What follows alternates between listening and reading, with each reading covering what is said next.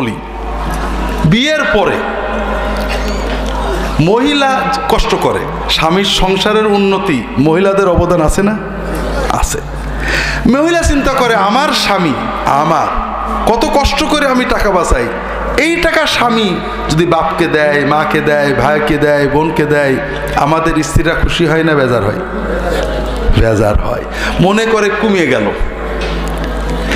আর স্বামী তার বাপ মাকে ভাই বোনকে দিলে কমে গেল, এই চিন্তা যে মহিলা করে, ওই মহিলার জন্য বরকতের দরজা বন্ধ হয়ে গেছে, আর খোলার কোনো সবে বরাতে কাজ হবে না।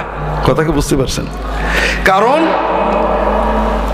শাশুড়ির সাথে বউয়ের ঝগড়া হলে হতে পারে এটা সমান সমান, কিন্তু কোনো ছেলে যদি মা বাবার সামান্যতম কোনো হক নষ্ট করে, মা বাবার সাথে সামান্য খারাপ আচরণ করে, যদি কোনো ভাই তার ভাই বা বোনের অন্তত হক নষ্ট করে, ওই ব্যক্তির জীবন থেকে বরকত উঠে যাবে, আয়ু কমে যাবেই, ঠেকানো যাবে না। কাজেই মহিলারা যদি আপনার স্বামী সন্তানের আয়ু বাড়াতে চান, রিজিকের বরকত চান, তাহলে স্বামীদেরকে উৎসাহ দেবেন, তোমার আব্বা আম্মাকে দাও, ভাই বোনের হক দাও। এটাতে কমবে না, এটাতে আল্লাহর অ্যাকাউন্টে বাড়বে। আমি লম্বা বলতে পারছি না, যেটা বলছিলাম